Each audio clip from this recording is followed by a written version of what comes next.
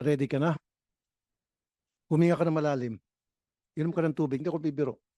Inom ka ng tubig muna. Okay. Bumili kayo ng body-worn cameras noong 2020. Okay. Kanino po kayo bumili?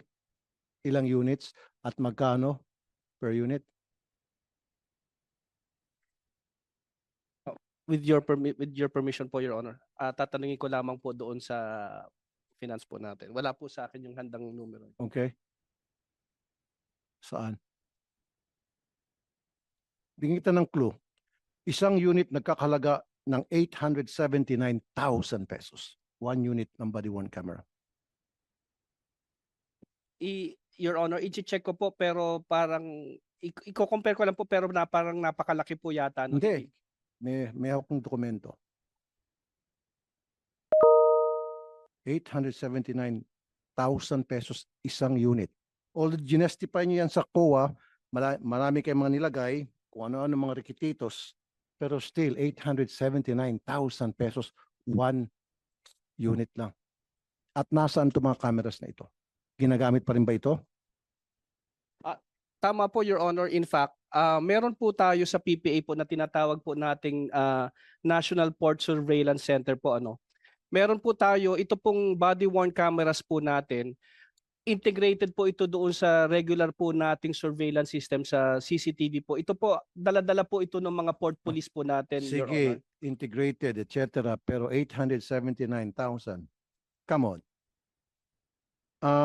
Ang inyong binilihan ay Boston Home Incorporated na ang capital lamang nito ayon sa SEC ay 10 million. And yet, nabigyan nyo ng kontrata na almost $1 billion. At pinuntahan namin tong kumpanyang to, apartment. Wala kang ginagawang due diligence. And, sumagot. Dati na itong na-flag down ng COA dahil nagbenta ng mga defective na mga kagamitan sa EMB, Environmental Management Bureau. Kung nag-check lang sana kayo, pinuntahan nyo sana itong opisina nito, nakita nyo apartment lang pala ito, ba't kami bibili rito ng daan-daan million worth of cameras? At kung nag-check lang sana kayo ng background nila, malalaman ninyo na ito'y nagbenta ng defective na mga equipments sa EMB.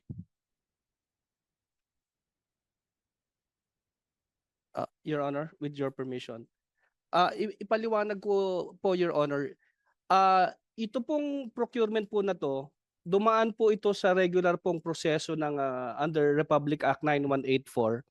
At katulad po ng iba pong procurement po ng Philippine Ports Authority, Your Honor, whether infrastructure po or goods po or equipment, hindi po tayo nagbabayad ng advance payment. Sir, ang pinag-uusapan dito, sobrang overpricing, immoral na ito. Iskandaloso na masyado to. Ito, 191 units ang kontrata sa Boston Homes for the amount of 168 million. I-divide mo yung 168 million sa 191, magkano yan?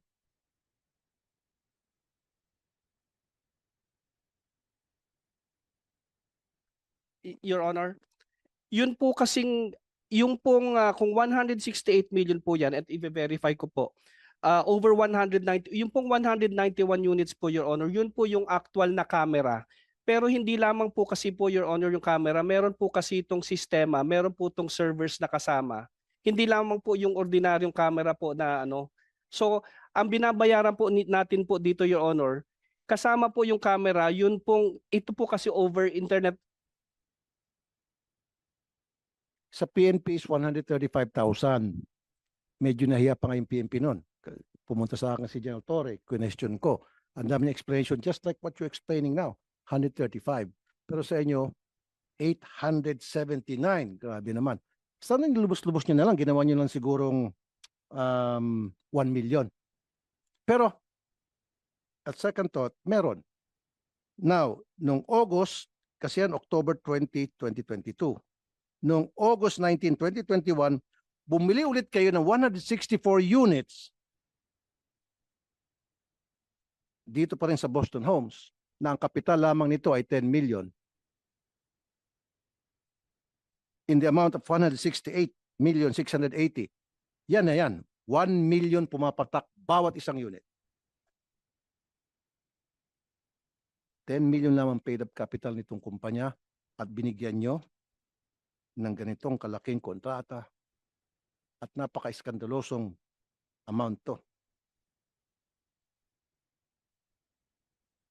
Your Honor, sa proseso po kasi ng procurement po ng PPA, katulad po ng ibang ahensya, bago po kami mag-budget, gumagawa po yan ng canvas po, nagtatanong po yan Okay, gumagawa kayo ng canvas.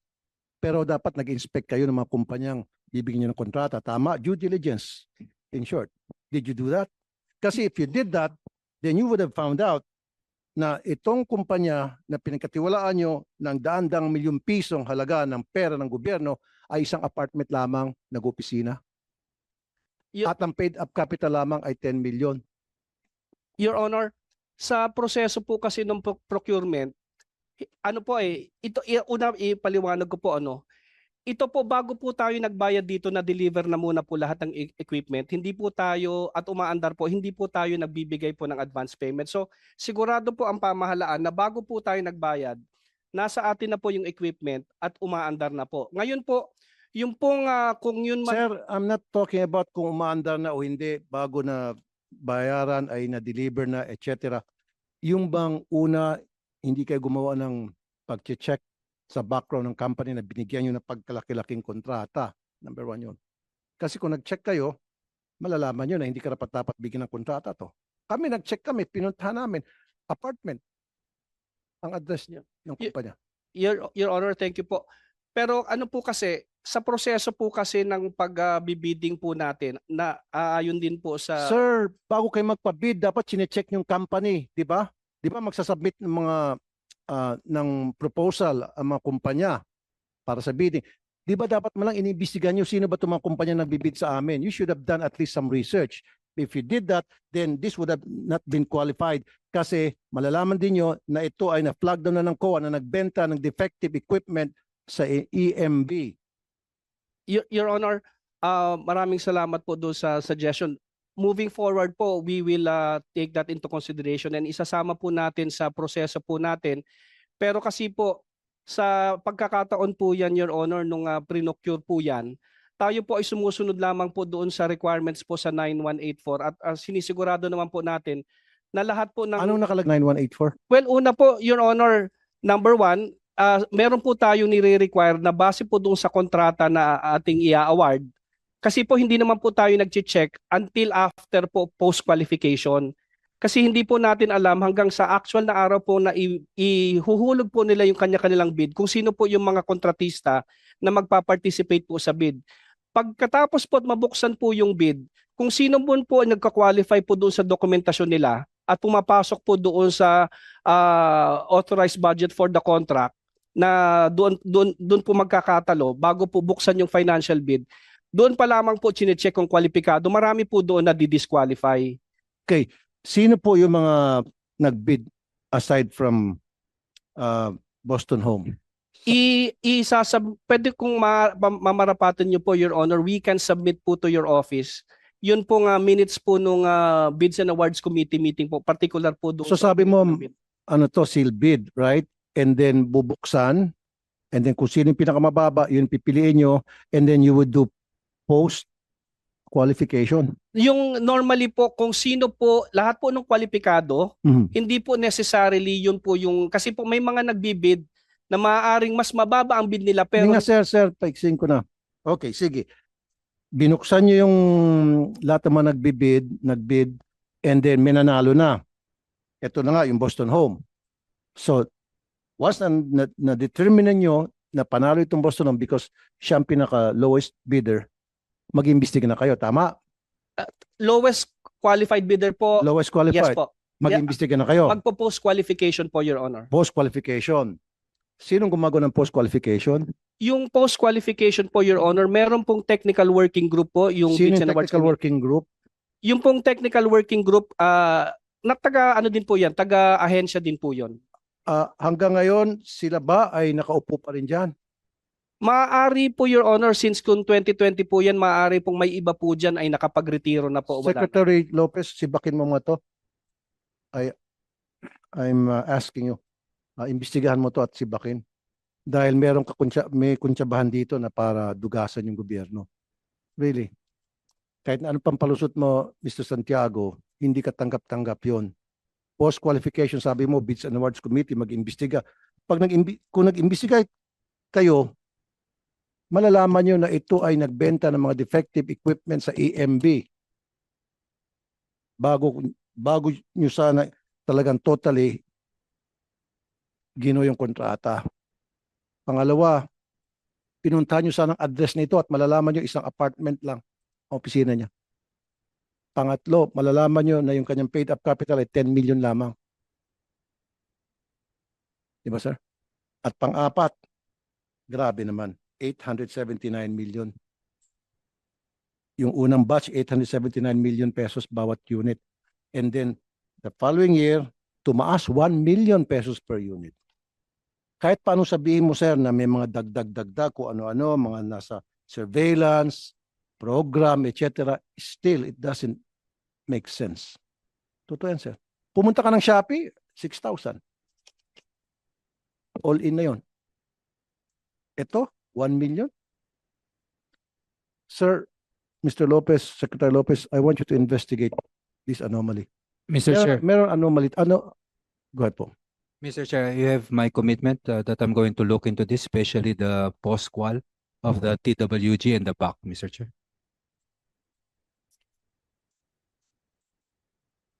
Okay. Naku, baka mapapalitan ka rito, Mr. Santiago. Na-flag down din kayo sa mobile x-ray machines. Mobile X-ray, wala po kaming procurement ng mobile X-ray, Your Honor.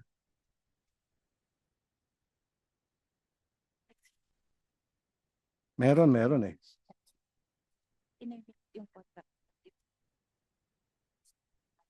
Purchase of 6 units of vehicle x-ray machines.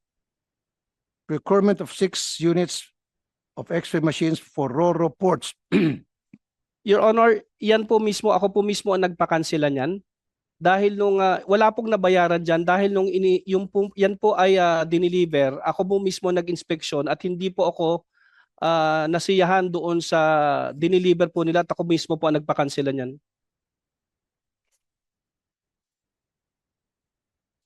Okay, so hindi nyo na-deliver ito. Pinakansela ko po yan, Your Honor. Okay. Sige, at least yung sinasabi ko kanina pa due diligence, dapat hindi ka nagpapawara-wara lang, basta-basta na lamang tuturo na lang kayo kung sinong bigyan nyo ng kontrata, etc.